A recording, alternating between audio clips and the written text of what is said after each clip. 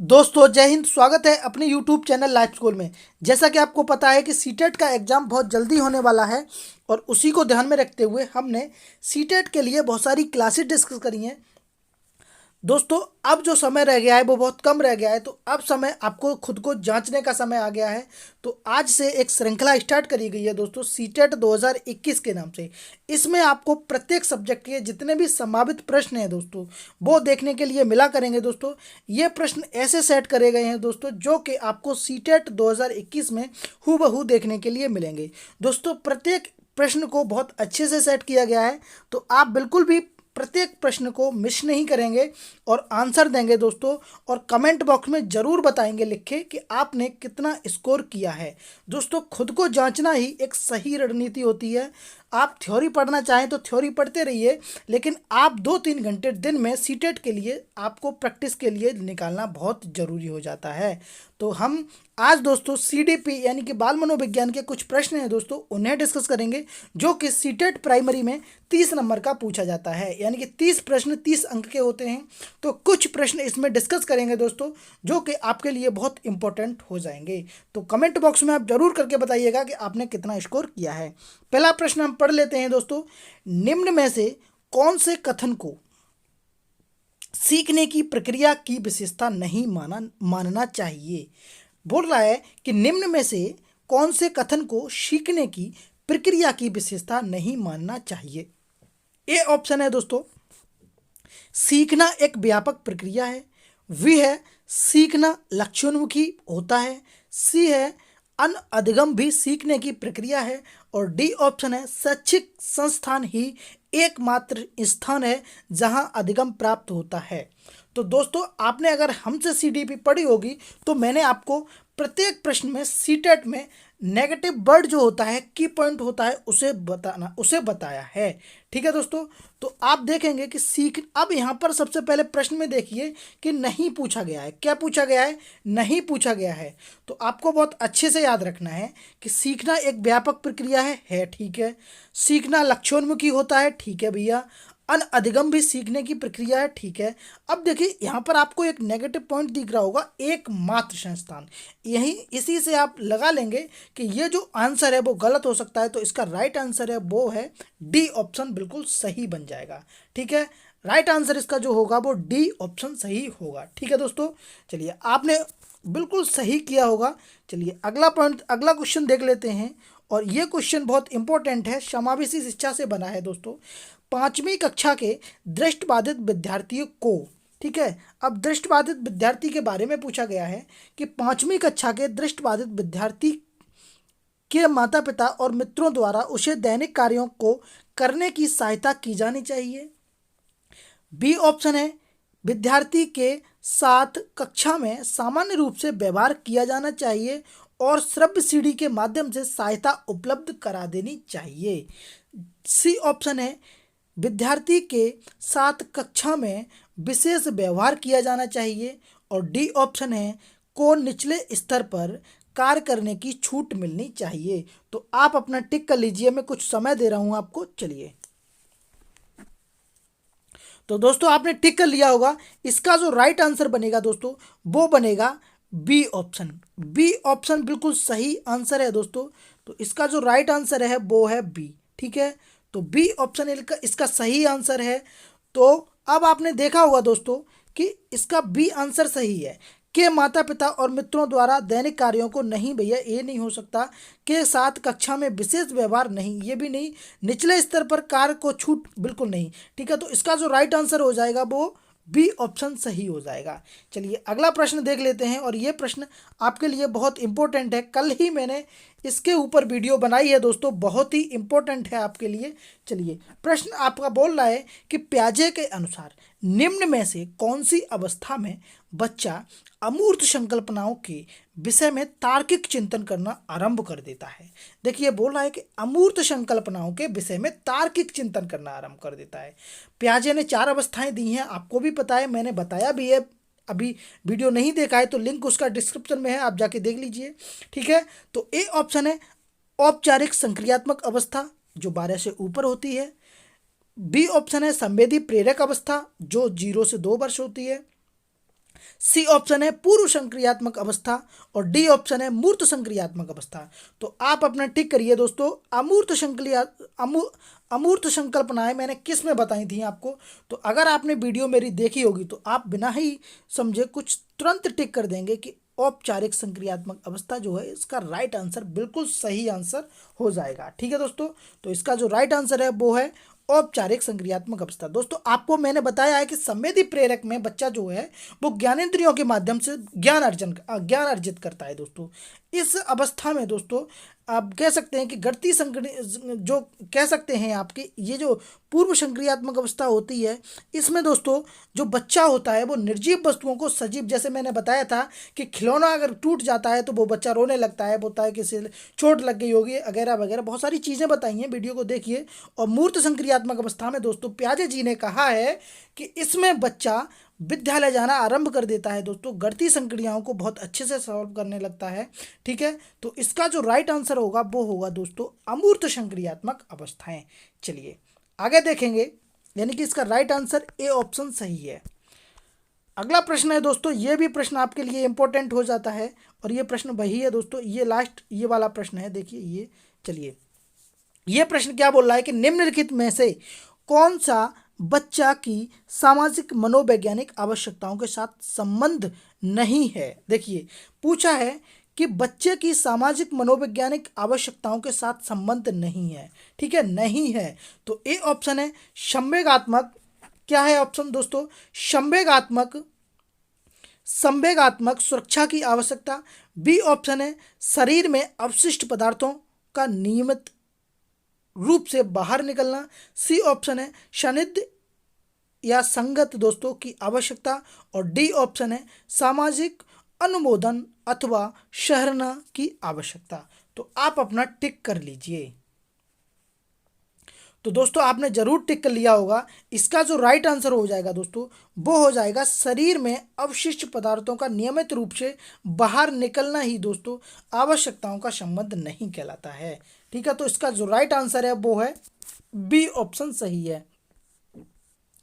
चलिए आगे देखते हैं, अगला है निम्नलिखित में से कौन से शिक्षार्थियों में सृजनात्मकता का पोषण करता है। देखिए सृजनात्मकता का पोषण करता है, ए ऑप्शन है प्रत्येक शिक्षार्थी की अंतर्जात प्रतिभाओं का पोषण करने के अवसर उपलब्ध कराना। बी ऑप्शन है विद्यालयी जीवन के प्रारंभ से उपलब्ध के लक्ष्यों पर बल देना। सी ऑप्शन है परीक्षा में अच्छे अंकों के लिए विद्यार्थियों को कोचिंग कराना।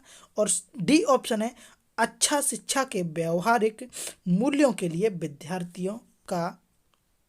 विद्यार्थियों का शिक्षण। ठीक है, तो आप बताइए कि इसका राइट आंसर क्या लगा दें। तो दोस्तों इसका जो राइट आंसर होगा दोस्तों वो होगा प्रत्येक शिक्षार्थी की अंतर्जात प्रतिभाओं का पोषण के लिए अवसर उपलब्ध कराना। पॉजिटिव पॉइंट जहां पर दिख जाए आपको दोस्तों तुरंत ही उस ऑप्शन को पकड़ लीजिए। अब देखिए काटना कैसे है, विद्यालय जीवन के प्रारंभ से उपलब्ध लक्ष्यों को बल देना नहीं भैया, परीक्षा के अंकों पर कोचिंग वाली बात आती है तुरंत काट दीजिए दोस्तों। तो इसका जो राइट आंसर होगा वो ए ऑप्शन सही हो जाएगा। आप सही कर रहे होंगे सब कुछ, अच्छी बात है। आपने कितनी तैयारी की है वो आपको खुद मालूम पड़ रही होगी। चलिए अगला प्रश्न हम देख लेते हैं और वो प्रश्न है दोस्तों विशेष रूप से प्राथमिक स्तर पर विद्यार्थियों की सीखने संबंधी समस्याओं को संबोधित करने का सबसे बेहतर तरीका क्या है। देखिए विद्यार्थियों की सीखने संबंधी समस्याओं को संबोधित करने का सबसे बेहतर तरीका पूछा गया है। ए ऑप्शन है महंगी और चमकदार सहायक सामग्री का प्रयोग करना। बी ऑप्शन है दोस्तों सरल और रोचक पाठ्य पुस्तकों का प्रयोग करना। सी ऑप्शन है कहानी कथन पद्धति का प्रयोग करना। और डी ऑप्शन है क्षमता के अनुरूप विभिन्न शिक्षण पद्धतियों का प्रयोग करना। देखिए अब मैं आपको कुछ बातें बताऊंगा दोस्तों, यहाँ पर आपका जो आंसर हो जाएगा वो ये तुरंत कट जाएगा और ये कट जाएगा। अब आपको इस वाले में और इस वाले में बहुत अच्छे से कन्फ्यूज़न रहेगा दोस्तों।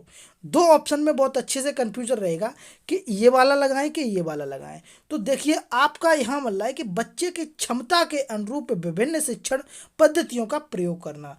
ठीक है दोस्तों, तो इसका जो राइट आंसर हो जाएगा वो हो जाएगा क्षमता के अनुरूप। तो डी ऑप्शन इसका बिल्कुल सही ऑप्शन है। ठीक है दोस्तों, तो ये क्षमता के अनुरूप विभिन्न शिक्षण पद्धतियों का प्रयोग करना ही राइट आंसर हो जाएगा। चलिए आगे बात कर लेते हैं अगली। उम्मीद करते हैं आप सही टिक कर रहे होंगे और आपके अब तक जितने भी प्रश्न मैंने बोले हैं वो सारे के सारे सही होंगे। और अगर आपके नहीं सही जा रहे हैं तो डेली शाम को मेरे साथ वीडियो में आ जाया करिए दोस्तों, आपके लिए बहुत अच्छे से मैं तैयारी करा दूंगा सीटेट की। चलिए अगला क्वेश्चन है, मन का मानचित्रण संबंधित है। देखिए पूछ रहा है कि मन का मानचित्रण संबंधित है। ठीक है, मन का मानचित्रण संबंधित है साहसिक कार्यों की क्रिया योजना से, मन का चित्र बनाने से, मन की क्रियाशीलता पर अनुसंधान से, बोध या समझ बढ़ाने की तकनीकी से। तो आप अपना तुरंत टिक कर लीजिए कि इसका राइट आंसर हम क्या लगा दें। तो दोस्तों आप तुरंत टिक करेंगे तो इसका जो राइट आंसर हो जाएगा वो हो जाएगा मन की क्रियाशीलता पर अनुसंधान से। दोस्तों मन का अगर मानचित्रण है, जैसे आप अगर देखिए मन का जो मन की क्रिया है, मन के बारे में जानना, उसके बारे में रिसर्च करना, उसके बारे में खोजना ही दोस्तों मानचित्रण है।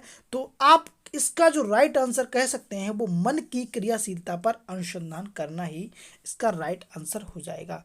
अगला पॉइंट है और वो है ये वाला, लगाइए टिक भैया। वह अवस्था जब बच्चा तार्किक रूप से वस्तुओं व घटनाओं को विषय में चिंतन प्रारंभ करता है। देखिए कल ही मैंने वीडियो बनाया है प्याजे के ऊपर और उससे आज ही दो क्वेश्चन हमारे लिए मिल गए। और ये क्वेश्चन दोस्तों जो सीटेट में आपको हूबहू देखने के लिए मिलेंगे वैसे ही क्वेश्चन है। तो प्रत्येक प्रश्न आपके लिए बहुत इंपॉर्टेंट है।